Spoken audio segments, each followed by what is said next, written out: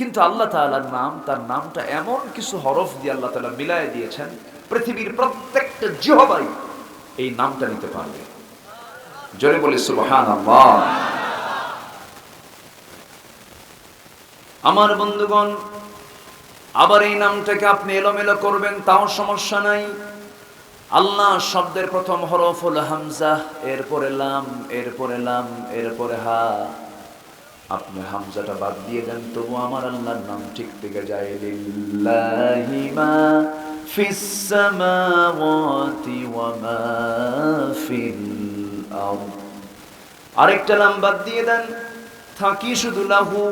লাহু মা ফিস সামাওয়াতি ওয়া মা ফিল আরদ। আরেকটা লাম বাদ দিয়ে দেন, থাকে শুধু হা।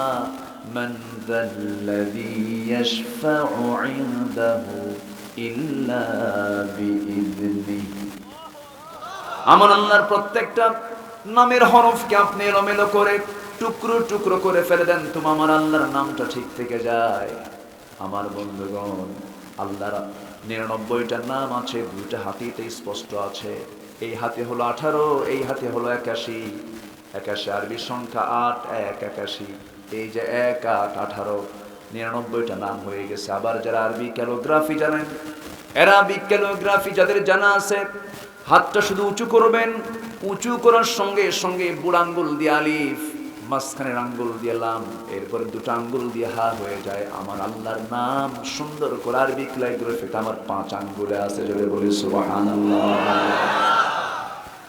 বান্দা যখন ঘুমিয়ে পড়ে, বান্দা ঘুমাবে ডান কাতে, বান্দা ডান কাতে ঘুমায়া মাথার নিচে ডান হাতটা রাখবে, পা দুইটা আস্তে করে একটু ভাঁজ করবে। যখন সে ঘুমিয়ে থাকে, তার পুরো গোটাল স্ট্রাকচারটা দেখা যায়। আমার নবীর নাম লিখলে যেমন স্ট্রাকচার, তেমন স্ট্রাকচার তার দেহে ফুটে ওঠে। যেরকম সুবহানাল্লাহ। যারা আরবি লিখতে পারেন তারা বুঝে গেছেন। মাথা হলো মিম, বডি হলো হা, মাঝখানে হলো মিম, পায়ের দিকে দাল। আমার নবীর নামের যে মুহাম্মদ, এই লিখতে যে স্ট্রাকচারটা হয়, মানুষ যখন শুয়ে পড়ে তার স্ট্রাকচারটা এমন করে ফুটে ওঠে। আল্লাহ বোঝাচ্ছেন, বান্দা তোমার মাথা থেকে পা পর্যন্ত সব আদর্শ হবে একমাত্র মুহাম্মদ সাল্লাল্লাহু আলাইহি ওয়াসাল্লাম। তাহলে আমার আল্লাহ রাসূল ছাড়া কোনো উপায় আছে? আসতে বলবেন, উপায় আছে? নাই। আমার বন্ধুগণ, আল্লাহ নাম নিয়ে রিসার্চ হয়েছে। যদি কোনো বান্দা আল্লাহর নামটা ঘন ঘন নেয়, শ্বাসযন্ত্রের স্বস্তিবোধ আসে, হার্টে তার মধ্যে একটা স্বস্তিবোধ আসে, একটা প্রাণ সে ফিরে পায়, স্বস্তিবোধ চলে আসে, সুস্থতা চলে আসে। এই জন্য আমরা যখন কোন অবসর জীবনে যখন চলে যাব, অবসর যখন থাকবো, অবসর টাইমটা যখন পেয়ে যাব, কোনো কথা নাই বান্দার মুখ থেকে আসবে, আজে বাজে কোনো কথা নয়।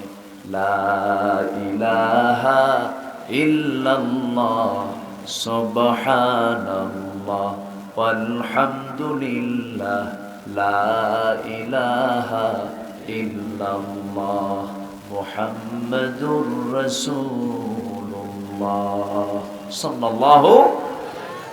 আমি তো রুহের জগতে সাক্ষ্য দিয়ে এসেছি। মার পেটে এসেছিলাম, 9 মাস ছিলাম, তার আগে রুহের জগতে ছিলাম। রুহের জগতে আমাকে প্রশ্ন করা হয়েছিল, আলাস্তু বিরব্বিকুম, আমি কি তোমার রব নই? আমরা তখন না বলেছি না হা বলেছি? বলেন, না বলেছি না হা বলেছি? মনে আছে? অনেকে কয় হ্যাঁ মনে আছে।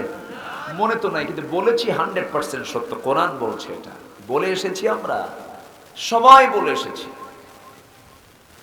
আমরা তো অনেক কিছুই মনে নাই আমাদের, কিন্তু বিশ্বাস করে নেই তো। যেরকম মার পেটে ছিলাম 10 মাস 9 মাস, মনে আছে কার কার? হাত তোলেন তো দেখি। অনেক হাত তুলতেছে, কার মনে আছে? কারো তো মনে নেই। আচ্ছা, এরপর দুগ্ধ পান করেছি মার স্তন থেকে 2 বছর, মনে আছে কার কার? হাত তোলেন তো দেখি। আছে? মনে আছে? মনে নাই তো, কিন্তু দুধ পান করেছি, মার পেটে ছিলাম। ছিলাম কি ছিলাম না বলেন? বিশ্বাস করে নিয়েছি। সম্মানিত ভাইরা, এই বিশাল বিশ্ব সৃষ্টির পিছনে একজন স্রষ্টা আছে না নাই? আসতে বলবেন না, আছে না নাই? তিনি কে? তিনি কে? যে আল্লাহকে যত চিনবে সে বান্দা তত ভালো হতে পারবে। যে বান্দা আল্লাহকে যত বুঝবে সে বান্দা আল্লাহর সম্পর্ক, আল্লাহর সাথে সম্পর্ক তত বাড়াতে পারবে। এই জন্য সবার আগে আমাকে আগে চেনা দরকার কাকে? আসতে বলবেন না, কাকে? আল্লাহর সম্পর্কে কিন্তু আমাদের অনেকের ভালো স্পষ্ট ধারণা নাই। এই জন্য আল্লাহ তাআলা কোরআনে কারীমের ভিতরে যত কথা বলেছেন তিনটা ভাগ মূলত: তাওহীদ, রিসালাত, আখিরাত। মানে আল্লাহর পরিচয়, শুধু আল্লাহর পরিচয় আছে 10 পারা জুড়ে। জোরে কান সুবহানাল্লাহ। আল্লাহর পরিচয় কয় পারা জুড়ে? 10 পারা জুড়ে, শুধু আল্লাহর পরিচয়। আর আখিরাত কেন্দ্রিক কথা হলো 10 পারা জুড়ে। আর রিসালাত নিয়ে কথা হলো 10 পারা জুড়ে। তাওহীদ, রিসালাত, আখিরাত। তাহলে আমাদের আল্লাহর পরিচয় জানার দরকার আছে না নাই? আল্লাহ কই? আল্লাহ কোথায়? আচ্ছা, আপনারা কি বিরক্ত হচ্ছেন নাকি আমার কথা? আমি কি আলোচনা চালাবো? উঠতে একটু দেরি হলো তো। শেষ হতে যদি দেরিও হয় কষ্ট হবে? এই মাহফিলের শেষ কাজ হবে দোয়া। শেষ কাজ হবে কি? দোয়া। শেষ ভালো যার, বলেন শেষ ভালো যার সব ভালো তার, একটা কথা আছে না? এসেছি যখন আমরা শেষটা ভালো করে দোয়াটা করেই যাব। আব্বা আম্মা আছে না? আলোচনা যেটাই হোক, অনেকে আবার কিছু কিছু লোক আসে, এসে আগে দেখে হুজুরের মোশানটা কেমন, আবার কেউ আসে হুজুরের সুরটা কেমন, আবার কেউ আসে হুজুর গরম কেমন করে। বিভিন্ন নিয়তে আসেন না। আমার দেশে ওয়াজ বেশি হয় না আমল বেশি হয়? কি বেশি হয়? আমল কি হয়? আমল কোথায়? যে পরিমাণ ওয়াজ আমার দেশে হয় সেই পরিমাণ আমল যদি আজকে আমাদের দেশে থাকতো, সমাজে থাকতো, সুদের মোহরা এরকম দেখা যেত না। পুঠিয়া উপজেলায় তো কোনো সুদ টুদ নাই। আছে? সুদ আছে? আচ্ছা, এখানে যারা বসে আছেন বিড়ি খাওয়া লোক বেশি না বিড়ি ছাড়া লোক বেশি? বলেন বলেন। বিড়ি খাওয়া লোক বেশি। আমার দেশের মানুষ যে পরিমাণ বিড়ি টানে, যেটা কোনো কামই না, ওয়াকা কোনো কাম, তখন বিড়ি খাওয়া কোনো কাম, কোনো কামই না। কিন্তু যে খায় সেও কিন্তু বোঝে এটা এই কোনো কামের না, এরপরও খায়। এদেশের মুসলমানের বিড়ি খাওয়ার দৃশ্য দেখলে মনে হয় কি জানেন? মনে হয় এই বিড়ি মনে আদম খাইছে। আসলে কি আদম খাইছেন? নুহু খাইছেন? নূহ আলাইহিস সালাম খাইছেন? ইদ্রিস খাইছেন? কোন পয়গম্বর কি কোনদিন এই আগুন নিয়া আর ধোঁয়া নিয়া এই ভেজাল করছে? বলুন দেখুন। মনে হয় আগুন ধোঁয়াটা কি জান্নাতে থাকবে না জাহান্নামে থাকবে? বলেন কোথায় থাকবে? আগুন এবং ধোঁয়ার সম্পর্কটা জান্নাতের সাথে না জাহান্নামের সাথে? কি টানা টানা। আমি এক মাহফিলে জান্নাতের বর্ণনা করছিলাম, জান্নাতের আলোচনা। জান্নাতে এই থাকবে, ওই থাকবে, ওই থাকবে, বিভিন্ন নিয়ামতের কথা বলতেছি। হঠাৎ করে সামনে থেকে এক বুড়ো চাচা দাঁড়া বলে, হুজুর জান্নাতে কি বিড়ি পাওয়া যাবে না? মানে তার বিশাল পেরেশানি, জান্নাত পাইলাম যদি বিড়ি না পাই, কি নেশা তার। আচ্ছা, আমি যদি বলি এই জায়গায় যারা বসে আছেন, ফজর নামাজের সংখ্যা, ফজর নামাজ পড়েছেন কত পার্সেন্ট? বেশি হবে না কম হবে? বলেন বেশি হবে না কম হবে? আমি হাত তুলতে বলবো না, বলার দরকার নেই, হাত তোলার দরকার নেই। তাহলে আমরা এখানে এসেছি আজকে ওয়াজ শুনে আমল করার নিয়তে। জোরে বলি ইনশাআল্লাহ। আচ্ছা, ফ্যানটা কি একটু আস্তে দেওয়া যায় না? একটু দেখেন তো আস্তে সিস্টেম আছে কিনা। আমি তো জিএফসি ফ্যানের নাম দিছি সাইক্লোন, মানে এটা আসতে হয় না, বুঝলেন? এর এর মানে এর কামই হলো জোরে, একটু আসতে হয় কিনা। বাতাসটা একটু বেশি লাগছে, বাতাস বেশি লাগলেও সমস্যা। আমার দিকে তাকান, না থাক নয়, তাই ওটাই থাক, বন্ধ রাখেন, বন্ধ রাখেন, থাক, দরকার নেই, থাক। আমার দিকে তাকান। কষ্ট পাচ্ছেন কি আপনারা? তাহলে আমরা শেষ কাজ আজকে কি করে যাব? দোয়া করে যাব। শেষ দিন, 3 দিনের শেষ রজনী আজকে। আমরা এতগুলো কথা আমার বলা লাগতো না, শুধু উঠতে দেরি হয়েছে, এই জন্য আমার এইগুলো কথা আমাকে একটু বাড়তি বলতে হলো। আজকে আমরা অন্যান্য দিনের চাইতে একটু লম্বা সময় নিয়ে কথা বলবো। জোরে বলি ইনশাআল্লাহ। যে কিতাব নিয়ে আমরা বসেছি, এই কিতাব কি শুধু নামাজের কিতাব মনে হয় আপনাদের? শুধু কি এটা নামাজের কিতাব? শুধু নামাজের জন্য আল্লাহ তাআলা এত বড় কিতাব নাজিলের কোনো প্রয়োজন ছিল না আল্লাহ তাআলার। নামাজ পড়ো বাস শেষ। কিন্তু কোরআন এমন একটা কিতাবের নাম, আজকে আমার খুব কাছের একজন মানুষ যার সাথে লেনদেন হয়, বিজনেস হয়, এমন একজন মানুষ, তিনি রোড অ্যাক্সিডেন্টে মারা গেছেন। ইন্না লিল্লাহ। তো বেচারির ইন্তেকাল হয়েছে। আমার শ্বশুর তার সঙ্গে কিছু লেনদেন করেছিলেন, কিছু টাকা পেতেন। বন্ধ করে তো উনি ইন্তেকাল করেছেন, টাকা পেতেন, কিন্তু লিখিত ছিল না। কি ছিল না? লিখিত ছিল না। এখন লিখিত ছিল না, এটা কি ইসলাম এলাও করে? কিন্তু উনি বলেছিলেন, দেখেন আমি তো আপনাকে বিশ্বাস করি, আপনি আমাকে বিশ্বাস করেন, আমরা লেনদেন করছি, কোনো সমস্যা নেই, আমি আপনাকে দিয়ে দেব। 10 বছর হয়ে গেছে, এটার এখনো লেনদেন হয়নি, ঋণটা শোধ হয়নি। উনি আজকে ইন্তেকাল করেছেন। সেই সময় ভাবলাম, জাল্লা তুমি কোরআনের ভিতরে এই কথাটাও বলে দিয়েছ। যদি প্রশ্ন করা হয় কোরআনে কারীমের সবচেয়ে বড় আয়াত, দীর্ঘ আয়াত কোনটা, আল্লাহ রাব্বুল আলামিন সেই দীর্ঘ আয়াতটাই দিয়েছেন লেনদেনকে সামনে রেখে। ইযা তাদায়ানতুম বিদাইনিন ইলা আজালিন মুসাম্মান ফাকতুবু। ইমানদারেরা, তোমরা যখন কারোর সঙ্গে কোনো লেনদেন করতে যাবে, শুধু মৌখিক নয়, লিখিত করে নিও, লেনদেনটা স্পষ্ট করে নিও। অর্থাৎ লেনদেন করলে টাকা গুনে নিবা, টাকা গুনে বুঝে দিবা, সব কিছু ক্লিয়ার করবে। কোরআন যদি শুধু নামাজের বক্তব্য থাকতো, কোরআন শুধু যদি নামাজের কথাই বলতো, লেনদেনের মধ্যে আছে না নাই? আসতে বলবেন না, আছে না নাই? এই কোরআনের সবচেয়ে বড় আয়াতটা হলো লেনদেনের আয়াত। কিসের আয়াত বলেন? লেনদেনের আয়াত। লেনদেন মানে হলো সেখানে বিজনেস, ব্যবসা, অর্থ, ফিনান্স, সব দিক এবং বিভাগ আল্লাহ রাব্বুল আলামিনের মধ্যে কোড করে দিয়েছেন। আবার অ্যাডমিনিস্ট্রেশন, প্রশাসন চলবে কেমনে, প্রশাসন চলার জন্য মনে হয় কোরআনে বিধান নাই?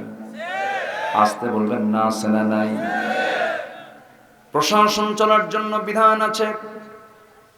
আবার কোর্টে যিনি বিচারক, জাস্টিস যখন বসবেন, গত পরশুদিন আমার মাহফিলে একজন জজ বসা ছিলেন, জুডিশিয়াল, তিনি অতিরিক্ত জজ, তিনি আদালতের তিনি জজ, ডান পাশে বসা। আমি তাকে একটি হাদিস উদ্ধৃতি দিয়ে তাকে জানিয়ে দিলাম, কাল হাসরের ময়দানে কোনো ছায়া থাকবে না আরশের ছায়া ছাড়া। সেই ছায়ায় 7 শ্রেণীর মানুষকে আল্লাহ রাব্বুল আলামিন সেই দিন আশ্রয় দিবেন, জায়গা করে দিবেন। 1 নম্বরের তালিকায় কোনো ইমামকে রাখেন নাই, কোনো আলেমকে রাখেন নাই, কোনো শিক্ষককে রাখেন নাই, কোনো ব্যবসায়ীকে রাখেন নাই, কোনো নামাজিকে রাখেন নাই, কোনো রোজাদারকে রাখেন নাই। 1 নাম্বার তালিকায় যার নামটা এসেছে, ইমামুন আদিলুন, ন্যায় বিচারপতি, জাস্টিসকে আল্লাহ তাআলা সেদিন 1 নাম্বার তালিকায় রেখেছেন। আমি তাকে আরশ আজিমের নিচে ছায়া দেব। কেন? বিচারপতির বিচারপতি কে? আসতে বল, বিচারপতির বিচারপতি কে? আল্লাহ তাআলা। তাহলে বিচারক বিচার করবেন কেমনে, সেই পদ্ধতি মনে হয় কোরআন শরীফে বাদ পড়ছে। আসতে বলে, আছে না নাই? কিন্তু সমাজে বাদ পড়ছে। কোরআনে বাদ পড়ে নাই, কিন্তু সমাজে বাদ পড়েছে মুসলমান। কোরআনে ঠিকই আছে, কারণ সমাজে আসলে তো যারা চোর, তাদের তো সময় যাবে না। তাদের তো দিন যাবে না। একটা প্রশ্ন করি, আমার দেশের মানুষ বেশি না চোর বেশি? কন্ত আমার দেশের মানুষ অধিকাংশ সত্য কথা বলে না মিথ্যা কথা বলে? মিথ্যা দিয়ে দিন শুরু, মিথ্যা দিয়ে দিন শেষ। মিথ্যা বলা একটা যোগ্যতায় রূপ নিয়েছে আমার দেশে। অথচ আমার নবীজির জীবনে একটা মিথ্যা তার মুখ থেকে বের হয় নাই। আমরা সেই নবীর উম্মত, আর আমরা কথায় কথায় মিথ্যা কথা বলি।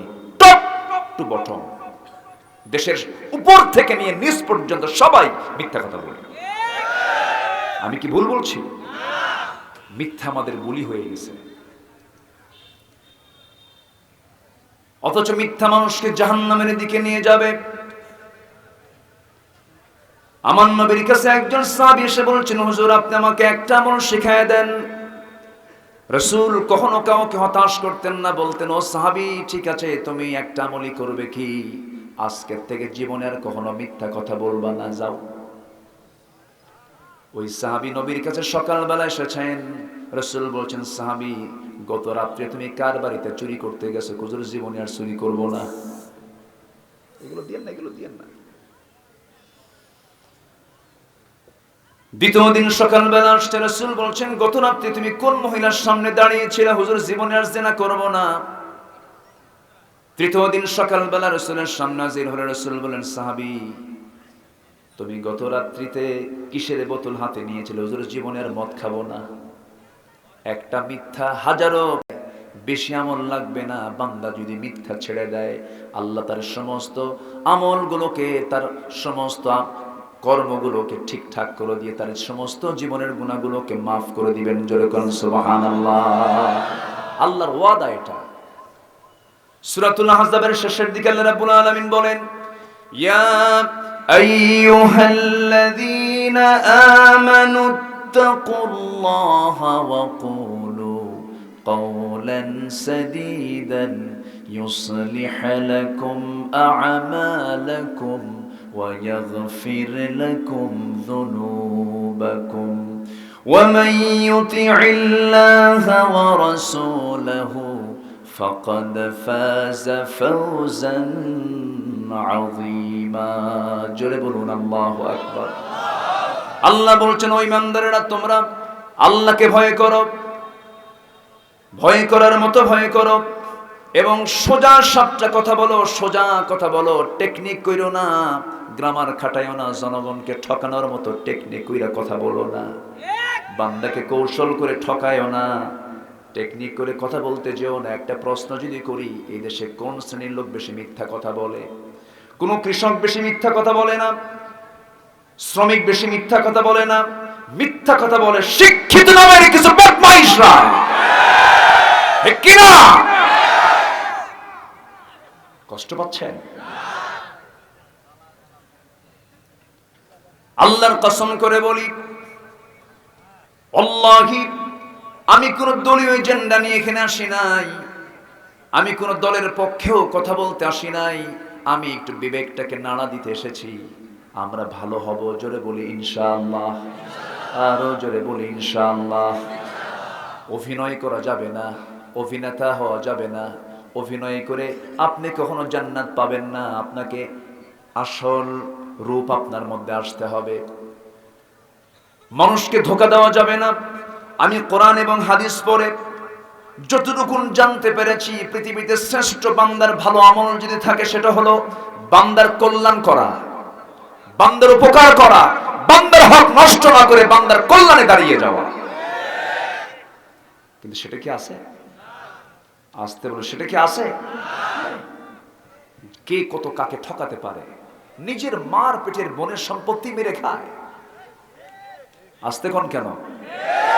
বাপ মারে গেছে এক যুগ আগে, ভাই বোনকে সম্পদ বুঝে দেয় না, এমন লোক তো পুঠিয়াতে নাই। আসতে বলবেন না, আছে না নাই?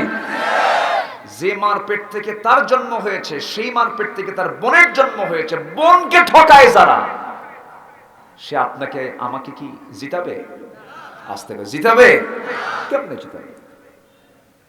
আমরা কত কৃপণ, আমরা কত সংকীর্ণ, আমরা কত খারাপ হয়ে গেছি। বোন এসে বসে থাকে, লজ্জায় বলতে পারে না, বছর বোনের সম্পত্তিতে ধান চাষ করেছে, ধান সব গলায় তুলেছে। আছে না? আসতে বলে আছে না নাই?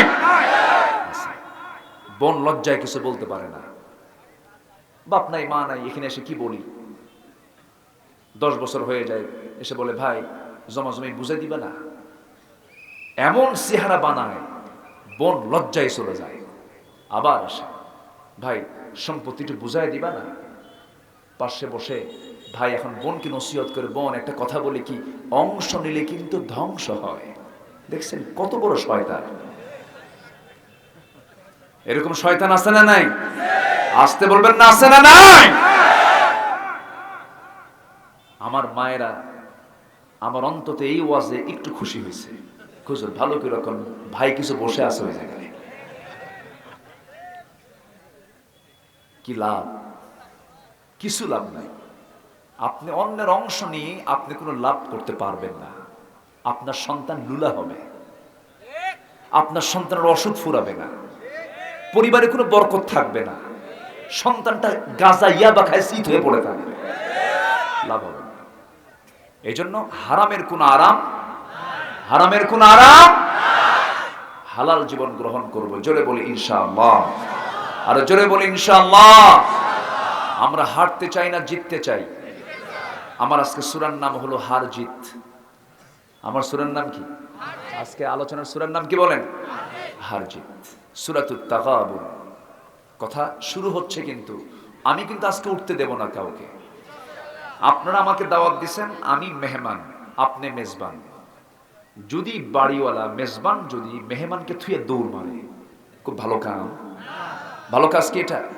কেউ যাবেন না, ভাববেন যে আমি হুজুর আমার মেহমান, আমি তাকে রেখে যাব না। এই টেন্ডেন্সি নিয়ে আমরা সবাই বসি। জোরে বলি ইনশাআল্লাহ। সূরার নাম কি বলেন? আরবি খন তাগাবুন বলেন, সূরাতুত তাগাবুন। একটা সূরার নাম মুখস্থ রাখা দরকার। 114 সূরা, 114 সূরা। কোরআন কত সহজ। আমি দুবাইয়ে গত 3 মাস আগে রমজান মাসে আমি দুবাই ছিলাম। আমার দেশের একটা ছেলে সালেহ আহমদ তাকরিম, দুবাই সে সময় তার কম্পিটিশন হয়, 80টা দেশ অংশগ্রহণ করে, আমার দেশ ফার্স্ট হয়েছে। যেরকম আলহামদুলিল্লাহ। আমার দেশে মেধা আছে, আবার চোরও আছে। আছে না নাই বলে? একদম ব্রিলিয়ান্ট চোর, মানে যে চোর একদম টপ ক্লাসের চোর। কিন্তু এই মেধাগুলোকে আমাদের কাজে লাগানোর দরকার আছে না নাই বলেন তো? কোরআনটা যদি কঠিন হতো, বাংলা ভাষা হলো মায়ের ভাষা আর কোরআন হলো আরবি ভাষা, আরবদেরকে হারাইয়া আমার দেশের বাংলা ভাষার মানুষ হারায় ফেলে। যেরকম সুবহানাল্লাহ। বাংলা ভাষার হাফেজ আরবি ভাষার মানুষকে হারায় ফেলতেছে। আল্লাহু আকবার বলেন। কোরআন কি কঠিন? কোরআন কোনো কঠিন কিতাব নয়। কোরআন খুবই সহজ একটি কিতাবের নাম, কিন্তু আমরা এটাকে জটিল বানায় নেই। কোরআনটাকে আমরা শুধু পড়ার জন্য নির্দিষ্ট করি, হলো রমজান মাসে কোরআন পড়ব, মানুষ মরে গেলে কোরআন পড়ব না। না, কোরআন তো এমন একটি কিতাবের নাম, যে কোনো প্রবলেম, যে কোনো সমস্যা আপনি কোরআনটা পড়বেন, আপনার সমাধান পেয়ে যাবেন। যে দেহে কোরআন তেলাওয়াত আছে সেই দেহে কোনো রোগ থাকবে না, বড় ধরনের কোনো জটিলতা থাকবে না। যেই দেহে কোরআন আছে সেই দেহে শয়তান কখনো ঢুকতে পারবে না। এই জন্য আমরা কোরআন শুনবো, বেশি বেশি গান শুনবো। গান শুনবে, গান শোনা যাবে? গানের ধারে পাশে আমরা কেউ যাব না। জোরে বলি ইনশাআল্লাহ। আমার বন্ধুগণ, তাহলে কোরআনের মধ্যে সব কিছু আছে, কোনো কিছুই বাদ নাই। কাতারে সফর ছিল সম্প্রতি, কাতার থেকে আমি ফিরে আসতেছিলাম দেশের দিকে। 19 সেপ্টেম্বর আমি দোহা থেকে ঢাকা এয়ারপোর্টে আসব। বিমানে চড়েছি, বহু বিমানে চড়েছি, এমন চিন্তাটা মাথায় আসেনি কখনো। কিন্তু সেই দিন মনে মনে ওই বিমানের জানালার সিটে বসে বিশাল বড় মেঘমালার স্তরগুলো যখন আমি দেখতে পেলাম, বিশাল মেঘমালার বিশাল একটা স্তর সেখানে আমি দেখতে পেলাম, সঙ্গে সঙ্গে মনে মনে চিন্তা করলাম, এত বড় মেঘমালা আল্লাহ তাআলা কেমনে আকাশে ঝুলায় রেখেছেন, মহাশূন্যে ঝুলায় রেখেছেন। মেঘমালার কি কোনো ওজন আছে নাকি? সঙ্গে সঙ্গে স্টাডি করে দেখতে পেলাম সায়েন্স বলতেছে মেঘমালারও বিশাল ওজন আছে। কিউমুলাস নামে মেঘমালা আছে যার ওজন হলো 200 টন। কিউমুলিনাম্বাস নামে মেঘমালা আছে তার ওজন হলো 10 লক্ষ টন। এই মেঘমালাগুলো আল্লাহ তাআলা ঝুলায় রেখেছেন, যদি ফেলে দেন কি অবস্থা হবে? বাঁচবে মানুষ? আসতে বলুন, বাঁচবে? বাঁচবে না। সেই সময় আল্লাহ রাব্বুল আলামিন, আমি চিন্তা করলাম আল্লাহ তুমি কি বক্তব্য তোমার কোরআনে দিয়েছো নাকি? কোরআন বলতেছে আজ থেকে 1000 বছর আগে, হুয়াল্লাযী ইউরীকুমুল বারকা খাওফান ওয়া তামআন খাওফান ওয়া তামআন ওয়া ইউনশিস সাহাবাস সিকাল। জোরে বলুন আল্লাহু আকবার। তিনি তোমাদেরকে বিদ্যুৎ দেখান ভয়ের জন্য, আশার জন্য, এবং তিনি এই জমিন থেকে পানি থেকে উত্থিত করেন ভারী ভারী মেঘমালা তিনি উত্থিত করেন। অর্থাৎ কোরআন আজ থেকে 1000 বছর আগে জানিয়ে দিয়েছে মেঘমালার ওজন আছে। আমার বন্ধুগণ, এখন বলুন বিজ্ঞান যে প্রমাণ করেছে মেঘমালার ওজন আছে, প্রমাণ করেছে না চুরি করেছে? কোরআন থেকে সমস্ত সোর্সগুলো নিয়ে নিয়েছে। এই যে পৃথিবীর যে উন্নত প্রযুক্তিগুলো, বিমান তৈরি, বোমা তৈরি, অস্ত্র তৈরি, মোবাইল তৈরি, এই সমস্ত কিছুর সৃষ্টিতে কোরআনের অবশ্যই অবদান আছে না নাই? কোরআনের তথ্য আছে না নাই? এর মধ্যে সব কিছু আছে। আমি যদি শুধু কোরআন এবং বিজ্ঞান এটাকে মিলিয়ে যদি কথা বলতে যাই, ঘন্টার পরে ঘন্টা লাগবে, শেষ হবে না। সম্মানিত ভাইয়েরা, এক কথায় বিজ্ঞান দিয়ে কোরআন যাচাই হবে না, কোরআন দিয়ে বিজ্ঞান যাচাই হবে। বিজ্ঞান ঘন ঘন ভুল করে। বিজ্ঞান মাঝে মাঝে কয় পৃথিবী না সূর্য করে, সূর্য না পৃথিবী করে, এখন দিকে ওদের মাথায় করে। অথচ আল্লাহ রাব্বুল আলামিন সৌর জগৎ নিয়ে সূরা ইয়াসিনে বহু আগে বলে দিয়েছেন, সব কিছু তথ্যগুলো দিয়ে দিয়েছেন। আমি ওই দিকে লম্বা সময় দেব না। আসুন, আমরা হারতে চাই না জিততে চাই? বলেন, হারতে চাই না জিততে চাই? সেই জেতার জন্য আমরা জাহান্নাম চাবো না জান্নাত চাবো? জাহান্নাম চাবো না জান্নাত চাবো? জান্নাত চাবো আমরা। আমাদের মূল টার্গেট হলো জান্নাত। জান্নাত হলো বাবার ভিটা। জান্নাত কার ভিটা বলেন? বাপের ভিটা। আদম আলাইহিস সালাতু ওয়াস সালাম এবং আমার মা হাওয়া আলাইহিস সালাতু ওয়াস সালাম কে আল্লাহ রাব্বুল আলামিন দুজনকে জান্নাতের মধ্যে বাড়ি বানায় দিয়েছিলেন, এখানে থাকো। কিন্তু একটা শর্ত জড়িয়ে দিয়েছিলেন, লা তাকরাবা হাদিস শাজারা, ওই গাছের নিকটে তোমরা যাবা না। ফাওয়াসওয়াসা লাহুমা, শয়তান তাদেরকে পদস্খলন করে দিয়েছে।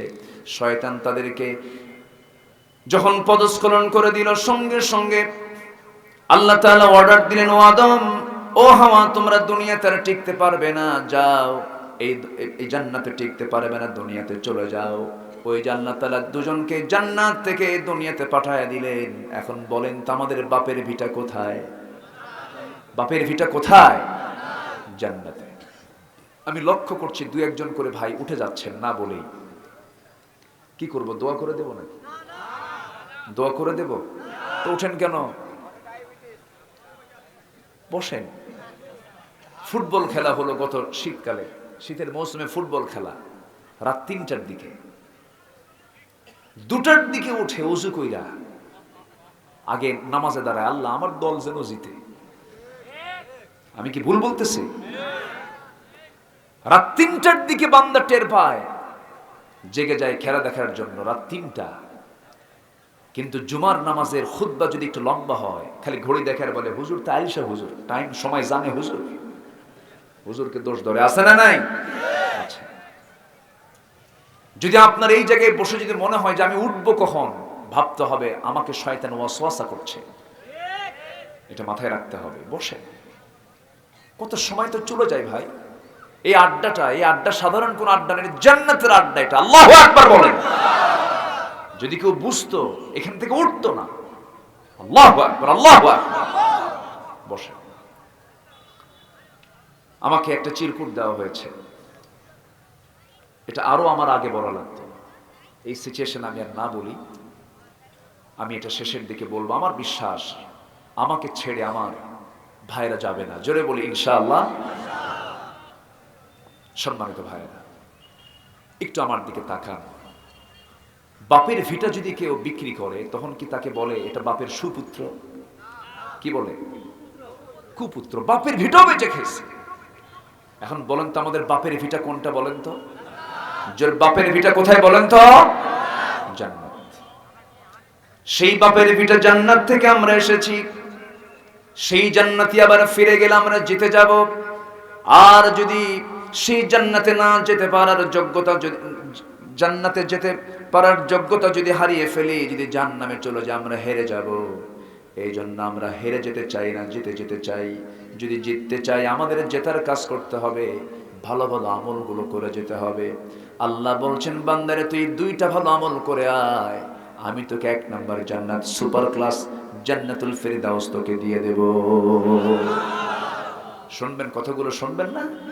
আল্লাহ রাব্বুল আলামিন সুন্দর করে বলছেন, ইন্নাল্লাযীনা আমানু ওয়া আমিলুস সালিহাতি কানাত লাহুম জান্নাতুল ফিরদাউসি নুজুলা খালিদিনা ফিহা লা ইয়াবগুনা আনহা হিওয়ালা। ঈমান আনো, ফ্রেশ ঈমান। কি ঈমান? ফ্রেশ ঈমান আনো, ভেজাল পূর্ণ ঈমান এনো না। ওযু ভঙ্গের কারণ আমরা জানি, নামাজ ভঙ্গের কারণ আমরা জানি, কিন্তু আমাদের দেশে কয়জন ইমানদার আছে ঈমান ভঙ্গের কারণ জানে? ঈমান ভঙ্গের মোটামুটি 10টা কারণ, আমি 10টা কারণ একটা করে বলবো। আবার ঈমান বৃদ্ধির 10টা কাজ আছে, এটাও বলবো। কয়টা কাজ হলো? কয়টা হলো? 20টা হলো। এই 20টা বিষয় আজকে আমরা শুনবো। জোরে বলি ইনশাআল্লাহ, আরো জোরে বলি ইনশাআল্লাহ। ঈমান ভঙ্গের কারণ 10টা, ঈমান বৃদ্ধির কারণ 10টা। আল্লাহ তাআলা বলছেন, ঈমান যারা ফ্রেশ আনবে এবং আমলে সালেহ যারা করবে, আমি আল্লাহ রাব্বুল আলামিন তাদেরকে জান্নাতুল ফেরদাউসের মেহমান বানায় নেব। আমার আরশ আজিমের সাথে যে জায়গা, সেই জান্নাতুল ফেরদাউস আমি তাকে দিয়ে দেব। বান্দারে এত চিন্তা করো কেন? সর্বনিম্ন জান্নাত আমি তোমাকে দেব 10টা পৃথিবীর মতো একটা জান্নাত। কয়টা পৃথিবীর মতো? 10টা পৃথিবীর মতো। এই হাদিসটা আমি অনেক ছোটবেলায় শুনেছিলাম। মনে মনে চিন্তা করতাম, এত বড় দুনিয়া, 10টা পৃথিবীর মতো এক বান্দাকে জান্নাত যদি আল্লাহ দেয়, এতগুলো জায়গা কই? এটা চিন্তা করতাম। কিন্তু পরক্ষণে একদিন যখন বড় হলাম, চিন্তা গবেষণা করা শিখলাম, একটু সৌরজগৎ নিয়ে পড়াশোনা করলাম। আমার আল্লাহ তাআলা এই আকাশে আছেন না 7 আকাশের উপরে আছেন? কোন আকাশে আছেন বলেন? 7 আকাশের উপরে আছেন। এই পৃথিবী থেকে 7 আকাশ কত দূর? এই আকাশ কত দূর? এই ব্রেন খেলবে না, এই মস্তিষ্ক কাজ করবে না। ফারজাইল বাসারা হাল তারা মিন ফুতুর, তোমার চক্ষু ব্যাক করে ফেলবে, আর পারবে না, তোমার ব্রেন কভারেজ দিতে পারবে না। বিশাল সৌরজগৎ, আমরা যে দুনিয়াতে আছি, এই দুনিয়াতে 228টি দেশ, 228টি দেশ মিলে এই পৃথিবী। এই পৃথিবীকে আলোকিত করার জন্য কয়টা সূর্য? একটা মাত্র সূর্য 13 লক্ষ গুণ পৃথিবী থেকে বড়। বিজ্ঞানীদের একটা ধারণা 13 লক্ষ গুণ বড়। আবার এই সূর্য থেকে কিছু কিছু তারকা আছে, আল্লাহ রাব্বুল আলামিন যে তারকাগুলো আকাশকে সাজানোর জন্য সাজিয়ে রেখেছেন, সেই তারকাগুলো সূর্যের চাইতে একটা তারকা 33 কোটি গুণ বড়। জোরে বলেন সুবহানাল্লাহ। বেটেলজুইস, সুপারনোভা, প্রক্সিমা সেন্ট্রাই, আদ্রা, এই সমস্ত তারকাগুলো আল্লাহ রাব্বুল আলামিন মহাকাশে, মহাশূন্যে ঝুলিয়ে রেখেছেন। এক একটা গ্যালাক্সির ভিতরে রয়েছে 500 বিলিয়ন করে তারকা। জায়গা আছে? আসতে বলবেন না, জায়গা আছে? জায়গা আছে।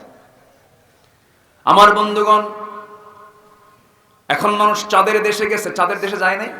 নীল আর্মস্ট্রংরা বন্ধুজন মিলে তারা চাঁদের দেশে সফর করলো, ফাটা চিহ্ন দেখলো, আজানের আওয়াজ শুনতে পেল। মিশরের কায়রোতে এসে ওই আজানটা শুনতে পেয়ে কালেমা পড়ে মুসলমান হয়ে গেল। চাঁদ ঘুরলো। আবার এখন বর্তমান দুনিয়ার মানুষ, ভারতের কিছু সুপারস্টার নায়করাও ওই মঙ্গল গ্রহে জায়গা কিনছে, ওই জায়গায় গিয়ে থাকবে। কে যেন কিনছে, এগুলো দেখি পত্রিকায়। মঙ্গল গ্রহে জায়গা কিনছে, ওই জায়গায় গিয়ে থাকবে। মঙ্গল গ্রহে গেল, চাঁদের দেশে গেল, সূর্যের দেশে তো যাওয়া সম্ভব না। কি হবে? জ্বলে শেষ হয়ে যাবে। এখন যদি কেউ চিন্তা করে একটু তারকার দেশে দেখতে যাব, পৃথিবীর মধ্যে, পৃথিবীর কাছাকাছি সবচেয়ে তারকার দেশ হলো যে তারকা, সেটা হলো প্রক্সিমা সেন্ট্রাই। এই প্রক্সিমা সেন্ট্রাই যদি কেউ যেতে চায়, বর্তমান দুনিয়ার কোনো প্লেন চলবে না, বিমান চলবে না, হেলিকপ্টার চলবে না, যেতে হবে তাকে কোনো নভোযানে।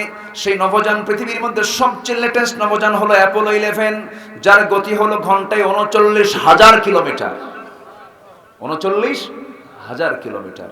৩৯,০০০ কিলোমিটারের বেগে যদি কেউ রওনা দিয়ে দেয়, ওই তারকার দেশে যেতে তার সময় লেগে যাবে ১,১৫,০০০ বছর মাত্র। যাবেন কারা কারা? হাত তোলে। সম্ভব? বলেন, যাওয়া সম্ভব? এই বিশাল মহাশূন্য, আমি কিন্তু আকাশে যাই নাই এখন, মহাশূন্যের শুধু তারকার কথাগুলো বলছি। মহাশূন্য, এরপরে আছে আকাশ। আর সেই মহাশূন্যের ছোট্ট একটা দুনিয়ার, ছোট্ট একটা ভূখণ্ডের একটু পাওয়ার পাইলে বুঝায় কি হনুরে, কিছুই হয় না। ঠিক কিনা? কিছুই হওনি তুমি। ফেরাউনকে খতম করেছেন কে?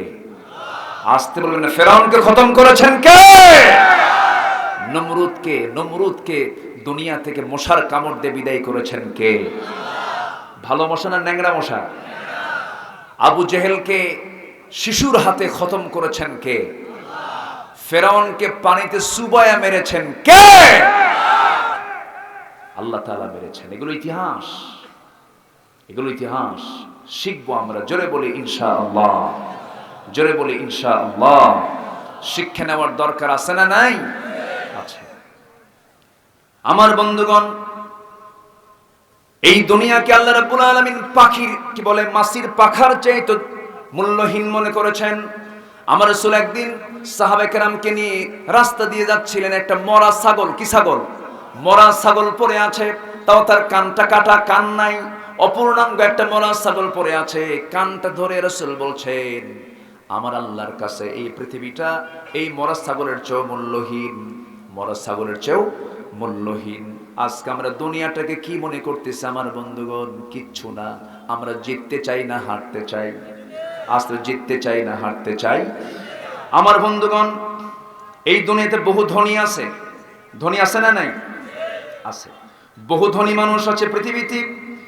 এই ধনীদের তালিকা যদি আমি বলতে যাই, বিশ্বের সেরা ৫ জন ধনী মানুষ। ওয়ারেন বাফেট, তার সম্পত্তির পরিমাণ হলো 85 বিলিয়ন ডলার। বার্নার্ড আর্নল্ড, তার পরিবার সহ তার সম্পত্তির পরিমাণ হলো 105 বিলিয়ন ডলার। বিল গেটসের 106 বিলিয়ন ডলার। জেফ বেজোসের 108 বিলিয়ন ডলার।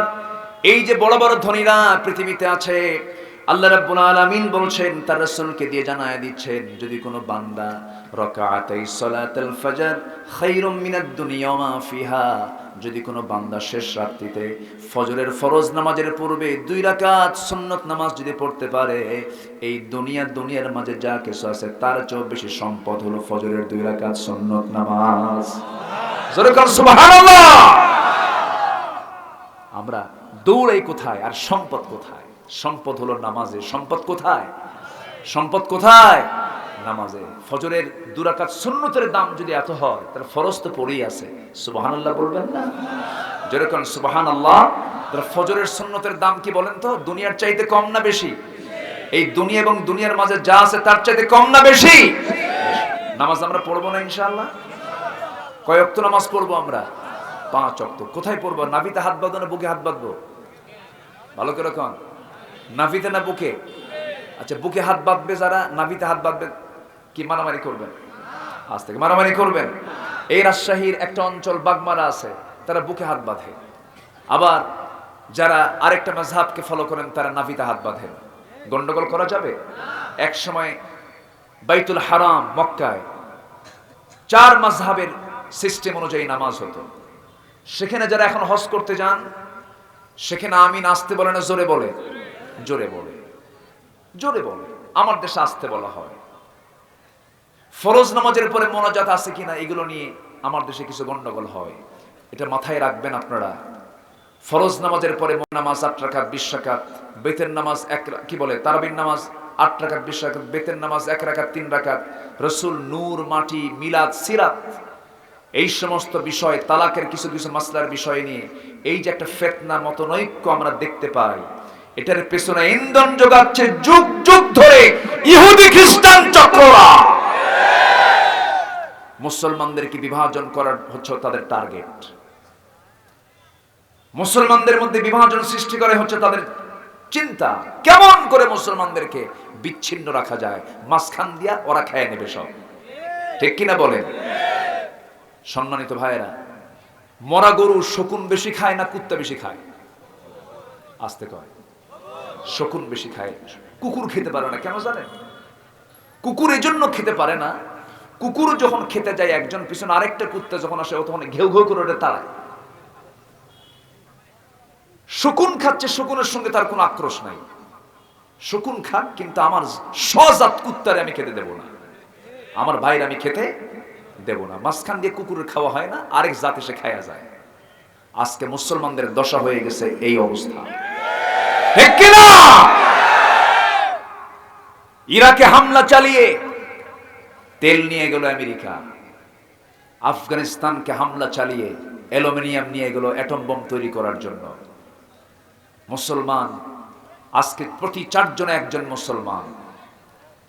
180 কোটি মুসলমান পৃথিবী জুড়ে। এরপর ধনীর তালিকায় যদি দেখা হয়, 1 নম্বর ধনীর তালিকায় কাতার মুসলমান। আলহামদুলিল্লাহ বলেন। সম্পদ, সংখ্যা সব ছিল, কিন্তু আজকে মুসলমান কেন মার খাচ্ছে? এর মূল কারণ হলো বুকে বাঁধা আর নাভিতে বাঁধা। মারামারি করে 1 গ্রামের মধ্যে 3টা মসজিদ বানায়।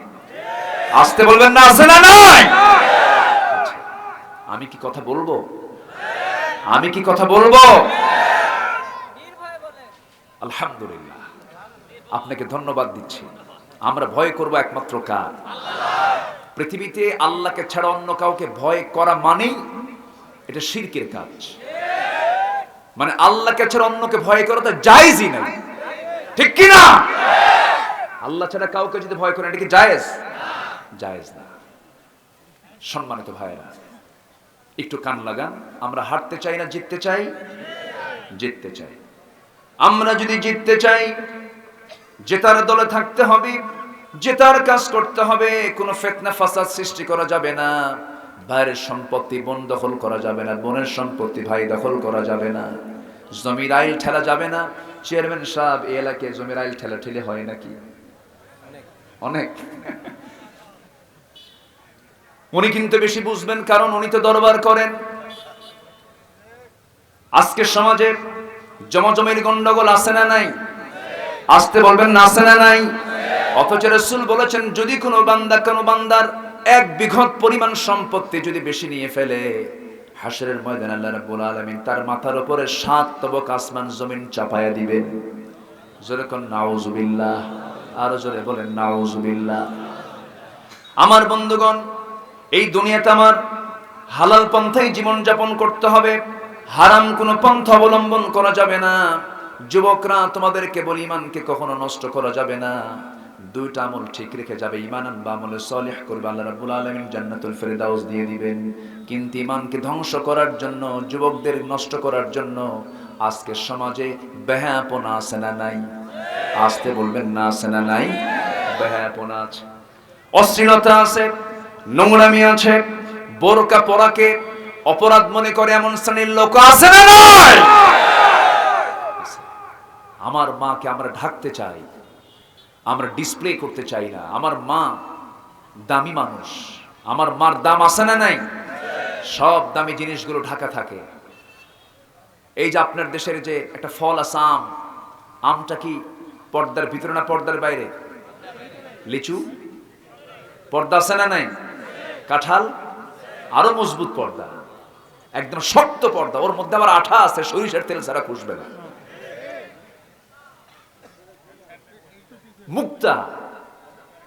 মুক্তা থাকে কার্পেটে, বলেন কার্পেটে, বলেন ঝিনুকের পেটে। ঝিনুক থাকে সমুদ্রের তলদেশে, পর্দার মধ্যে থাকে। যত দামি জিনিস সব পর্দার মধ্যে থাকে। এই পৃথিবীতে যত দামি সম্পদ আছে, সবচেয়ে শ্রেষ্ঠ দামি হচ্ছে আমার মা। সুবহানাল্লাহ। সেই মাকে ঢেকে রাখার দরকার আছে না নাই? আসতে বলবেন না, আছে না নাই? পশুর গায়ে কোনো পোশাক নাই, মানুষের গায়ে কি থাকবে? পোশাক থাকবে। কিন্তু আজকের দুনিয়া কি পোশাক আছে? আজকের দুনিয়াতে পোশাক আছে? তাহলে মানুষ এখন মানুষ আছে না পশু হয়ে গেছে? পশু হয়ে গেছে। ঢাকা ইউনিভার্সিটিতে একটা মেয়ে বোরকা পরে যায়, শিক্ষক অর্ডার দিলেন ভার্সিটিতে কোনো মেয়ে বোরকা পরে আসতে পারবে না, নেকাব পরে আসতে পারবে না। কেন? ছাত্রীরা শিক্ষকের চোখে হলো মেয়ের মতো, শিক্ষকের চোখে যদি ছাত্রীরা যদি মেয়ের মতো হয়, ছাত্রী আবার পাত্রী হয় কেন? পুঠিয়াতে ছাত্রীকে বিয়ে করা শিক্ষক আছে না নাই? আছে না নাই? অতএব যে সমস্ত শিক্ষক ছাত্রীদেরকে বোরকা পড়তে বাধা দেয়, ওদের নজর খারাপ, চরিত্র খারাপ। ঠিক কি বলেন মুসলমান? ইসলামের নির্দিষ্ট হুকুমকে যারা অমান্য করবে, সে আমার ভাই হলেও জিহ্বা টিনা ছেড়ে ফেলা দরকার। বাতিলদের মোকাবেলা করতে রাজি আছেন কারা কারা? হাত উঁচু করে দেখেন মুসলমান।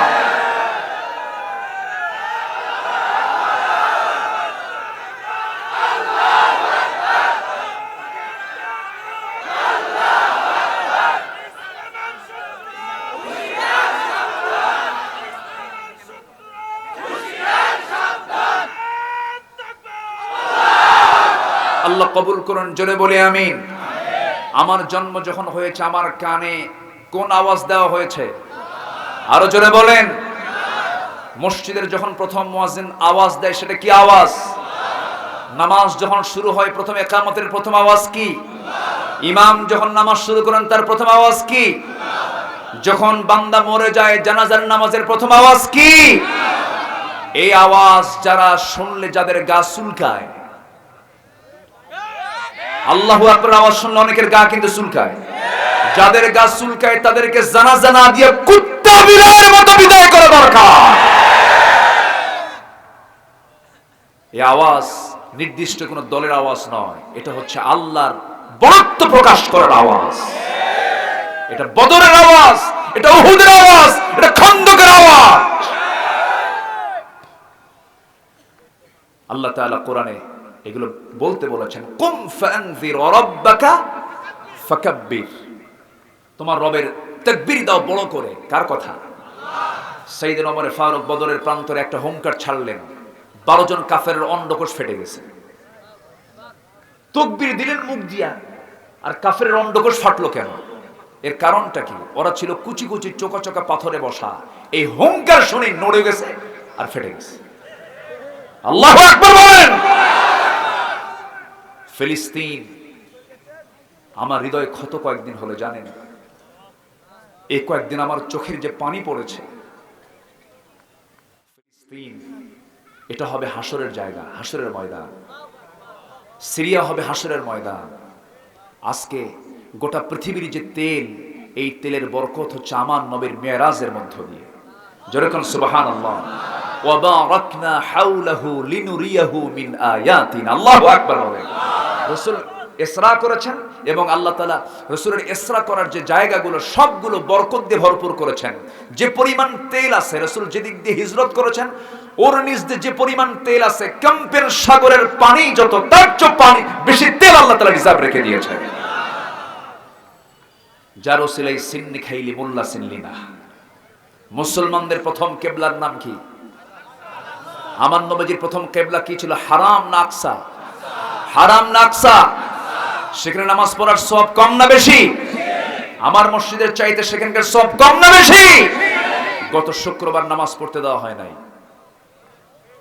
বলেন, ভাবতেছেন 5 ওয়াক্ত নামাজ পড়বেন, টাকা আছে, হজ করবেন, একটা মাদ্রাসা মসজিদ বানায় দিবেন, আর সোজা জান্নাত চলে যাবেন? জান্নাত মামুর বাড়ির আবদার নয়। জান্নাত পেতে হলে জান্নাতের লাইনে হাঁটতে হবে। আপনি বলবেন যত রক্ত লাগে দেব, প্রয়োজনে লোক পাঠাবো, আমি যাব না। এটার নাম ইমানদার নয়, এটা মুনাফিক, মুনাফিক, মুনাফিক। এই দেশের স্বাধীনতা কি রক্ত ছাড়া হয়েছে? আস্তে কোন কেন? এই দেশের স্বাধীনতা রক্ত ছাড়া হয়েছে? লক্ষ লক্ষ মানুষের রক্তের বিনিময়ে, জীবনের বিনিময়ে দেশ স্বাধীন হয়েছে। ইসলাম কি এমনি আসছে? ইসলাম কি এমনি আসছে? আচ্ছা, আমার নবী কি কাউকে থাপ্পড় মারছেন, মুখ খারাপ করছেন, কারো জমি দখল করছেন? দাঁত ভাঙলো কেন? কেন দাঁত ভাঙলো কাফেররা? ঘর থেকে বের করে দিল কেন? হত্যার হুলিয়া জারি করলো কেন? তায়েফের মানুষ তাকে মানলো কেন? কেন? রাসূলের বক্তব্য ছিল একটাই, সেটা হলো জমিন যার, হুকুম চলবে তার। ঠিক কিনা বলেন? হুকুম চলবে তা। মদের বোতল যে খায় তার কি ভাল লাগবে? সে বলবে এই মদের বোতল বন্ধ হয়ে যাবে। যা কাম কুকাম করে বেড়ায়, পরনারী ছাড়া তার রাত কাটে না, বউ শুধু সাইনবোর্ড রাখে, এমন নেতাও আছে না নাই? আছে না নাই? ওর কি এই সমস্ত আইন ভালো লাগবে? ওর তো ঘুম হারাম হয়ে যাবে। আবু জেহেল কয় মোহাম্মদ শোনো, সুদ আমার কারবার, মদের বোতল আমার পানির চেয়ে প্রিয়, জেনা আমার প্রিয় কাজ, এগুলো বন্ধ করতে দেব না। রাসূল বললেন আমি নিজে চুরি করব না, কাউকে চুরি করতে দেব না, চুরি করলে শাস্তি দেব। আল্লাহু আকবার বলেন। আমার নবীজির থিওরি ছিল এটা, এমনি মার খান নাই। আবু জেহেল রাসূলকে প্রথম প্রস্তাব দিয়েছিল মুহাম্মদ তোমার ধর্ম থাকুক আমার ধর্ম 6 মাস। দেখেন কি চালাক, এটা কে কইছে? আবু জেহেল। রাসূল বলেন না, আমার দিন আল্লাহ তাআলা আমাকে দিয়েছেন ইসলাম। কি বলেন? জোরে বলেন কি? আরো জোরে বলেন, তার নাম কি? ইসলাম।